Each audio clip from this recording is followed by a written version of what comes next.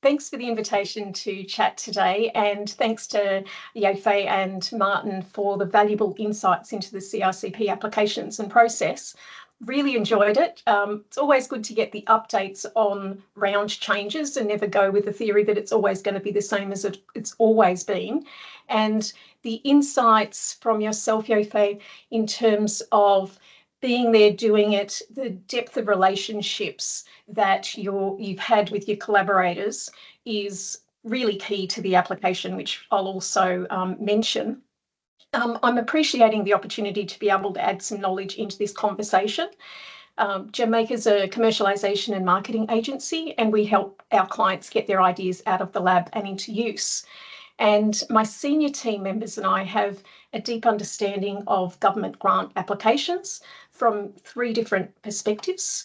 So as assessors for past state and federal grant programs, as reviewers for many different grant applications across the ecosystem, both in the research and the industry realm, but also where they cross over, and also as successful applicants ourselves for a variety of grants over time, including a CRC application that was worth 120 million. So we've had quite a depth of experience from, $250,000 type of grants all the way up to 23 million and up to the 120 mil. So you learn things along the way, and competitiveness is what's really important, but also having the right fundamentals to the grants applications in the first place. My team have worked recently on CRC-P applications in recycled materials, vision impaired technologies, smart wearables, therapeutics, hydrogen storage, and a variety of other things, and helped 2 clients successfully in one of the previous rounds with their application.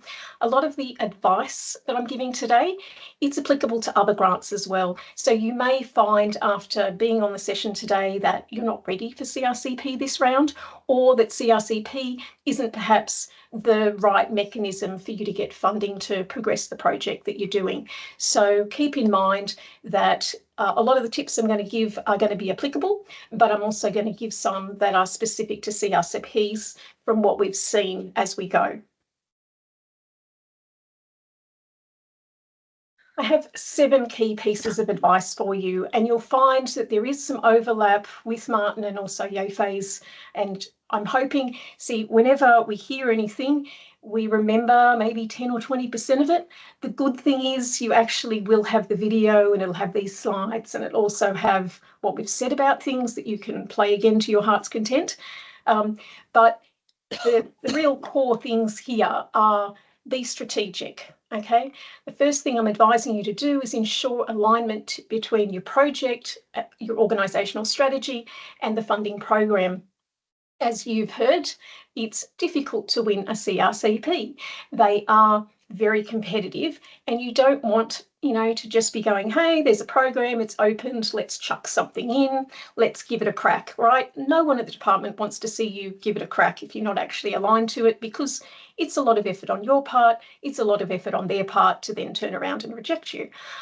So you want to put in good applications that fit and that you're eligible for in the first place.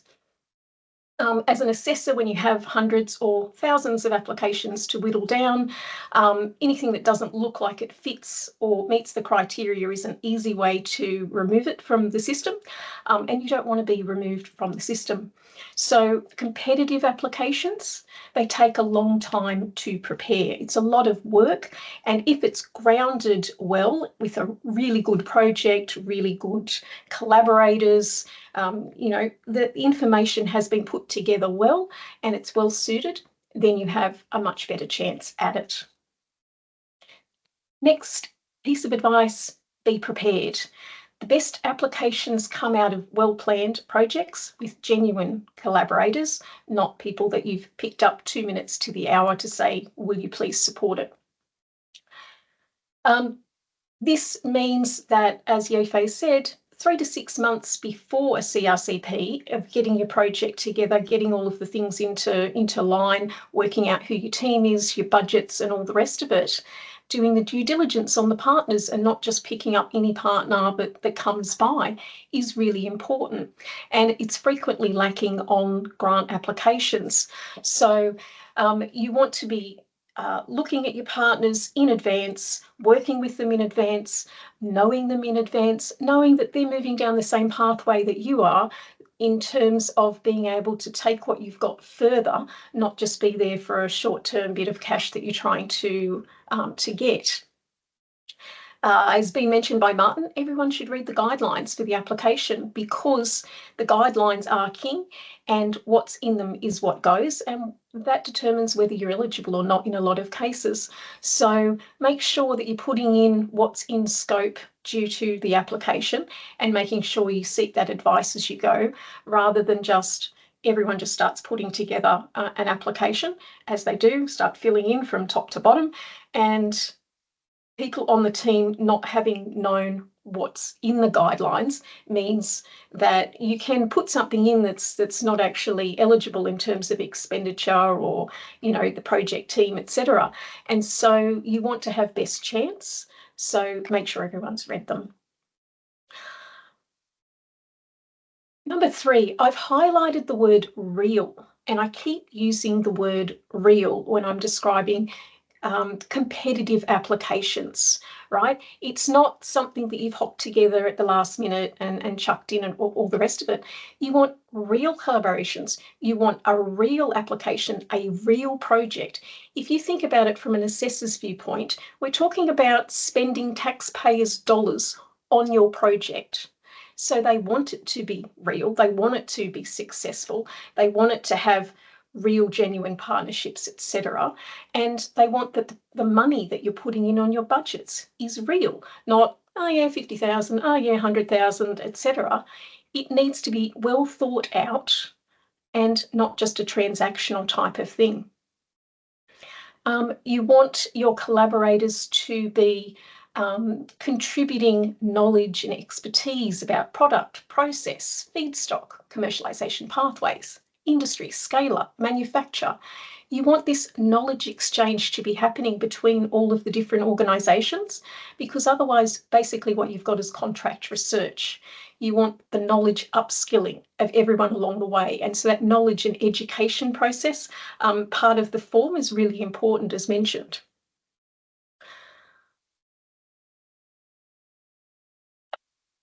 Number 4, building and demonstrating the depth of your collaboration. I have a slide which will follow, which will be part of, I guess, the recording, which are questions to ask your collaborators. And that helps to, you'll have more information and detail that does make your application more real in terms of what you're putting in as responses. But it's important for you also to know from your collaborators what they want to get out of this, beyond the money exchange.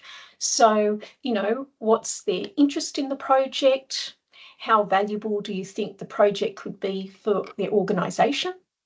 How does the project align with their company's strategy? What does success look like for them to do the project, which is really important then to be able to put in where you're aiming for, and knowing that if you get there, you've got a commercialisation pathway for the project. How do you envisage using the results of this project? The sort of further development would be required to be able to incorporate it into their current future processes. What would be the normal value of something like this that you're bringing to the table? And is it possible for the partners to make in-kind staff available for, say, consultation to the project, support technical, commercial, scale-up, safety types of issues? Getting this sort of information, instead of saying, hey, can you give me 10,000, can you give me 100,000, or can you give me this?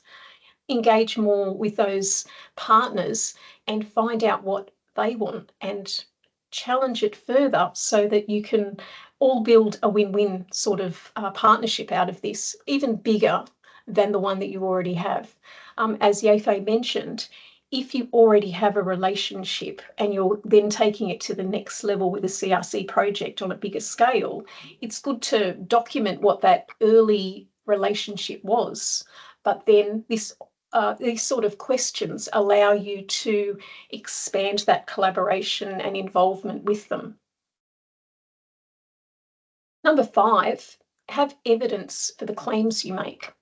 And that goes back to making it real and using specific examples over generalities. We saw in a question in the chat was about, oh, can we see a successful application so that we know what's involved? It's a case of instead of writing up that you're going to go into markets and you're going to do this and you're going to do that, you're going to go into which market, of what size, and is that for Australia or is that from overseas? So you might write your general response to start with, but then you have to provide the details. It's like in your budget. Instead of saying we need $500,000 for staff, we need $458,276 because I have a 0.5 FTE of a process engineer who's going to cost me, $75,000 per annum. This is what we're talking about in detail. You start, I need half of that, half a million, I need $500,000 for that, etc. It shows that you haven't actually costed out the project properly. You've just gone, yeah, we'll sort that out later. And that's not a real project. Understanding the market and how you'll fit into it is important as well. So you can get lots of large numbers from the internet in terms of the market for this is, 500 billion or something. But what part of that market is actually relevant to you and your product? Because I'm sure it is a much smaller segment and you need to get into the detail of real markets. If you say you're going to do 10% of this $500 billion market that's not 100% relevant to you, then you can see straight through that. It's just rubbish. And I hate reading rubbish. I like reading, that there is some detail, there's some thought behind it, there's real stuff going on there. And real and not real is quite easy to tell when you've assessed enough applications. Number 6, stand out from the crowd. Now, I think Martin, I can't remember if it was Martin or Yofei made this point. Martin, that's right. In that first bit, assessors, they're going to be reading 197 applications, or I don't know if you've got one, applicant, they only read about 30 or 40, but regardless, even if you're only reading 30 or 40 applications, you want to get inspired at the beginning of it and understand it easily before you get into all the details of here's the milestone, here's the activity, here's how much money I want, blah, blah, blah. You actually want to know why this project is essential and what it's going to do and inspire somebody in those first few sentences. So, if necessary, get a journo onto it straight away. Anyone who's creative, who can interpret what you say and have it mean something is important. The technical jargon, we've heard Martin's mentioned that the department are not experts in your field, so keep it simple, get rid of all of the jargon. And in fact, there is gunning fog index is something that you can put your text into and it'll tell you if it's too jargonified. So gunning fog, I'll stick that in the web chat later. Don't make it hard for assessors to read. When I have to look up every second word in an application to try and understand what it is, you're not making yourself easy to love. Let's just put it that way, okay? Number 7, answer the questions. They seem obvious, but a lot of people don't do it when we review applications. They cut and paste marketing statements into the question response. It does this, it does that, it does this, it does that, but it doesn't actually answer the question. So do that bit. You need to be able to describe the relevance, not just to your company, but to the industry, to Australia, to regional Australia now in part C of number 3. Was it 3 or 4? Number 4, sorry. Cover off each area. So look at how much the question is worth and make sure that you are answering each of those individual questions. And I think Martin mentioned little headings throughout are fantastic for an assessor to be able to go, yep, answered, yep, answered, yep, answered, yep, answered, as well as a number.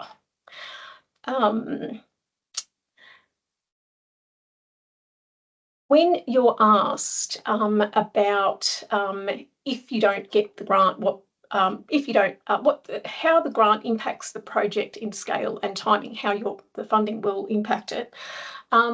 If you don't get the grant, you kind of need to be able to indicate what would happen. And obviously, if you're not getting the funding, parts of it are probably going to be delayed, scaled back, and what's the impact of that going to be? Rather than, oh, we don't get the funding, we're not going to do it. And so, well, you know, that's a question on you then of, if you're going to use taxpayers' money to do it, but you won't use your own if you don't get it, or at least do some of it, then it's, you know, like when my daughter asks me for $100 for something and I say, I'll go your halves, and she goes, oh, don't worry about it. I'm like, okay, well, obviously you didn't need it. So keep that in mind. And just IP access. How is it secured? What are the arrangements? Not, I'll articulate it later. We'll sort it out later, as mentioned by the others as well. These are the top things that we find where candidates fall short in the applications. So you really need to make sure that these are addressed and improved. We've covered off partner selection, due diligence, telling the story, etc. But the other ones to really note are that your project outcomes and milestones are realistic, not Disney. You need to address project management and governance and risk, because this is taxpayers' money that is going towards the project.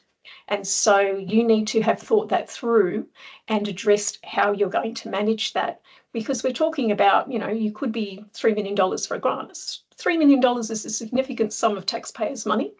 And so there will be risks associated with your project. You need to identify what those risks are and how you are going to mitigate them, as well as how you are going to manage the project. And that good project management and that the team in place has the skills and expertise and breadth of capability to manage the project, or where you're going to get the skills from. Value of the project beyond you is important because it is taxpayers' money. I've mentioned IP, and then the technology readiness levels. You're stating in there what they are at the start, you state what they are at the end, and you need to use the terminology that matches up with those technology readiness levels in your application as well. Because if you're using different language, then it can confuse assessors as well as to where you're actually at the moment and where you expect to be at the end point. I've got a copy of the questions, which I went through, which are now on the slide deck for the video. So I've already been through these. I'm not going to read through them again, but so that you have them. And good luck with your applications. If you would like your application reviewed for competitiveness and feedback provided, get in touch. We have a limited number of spots that we can do that for, but happy to be here today. Thank you.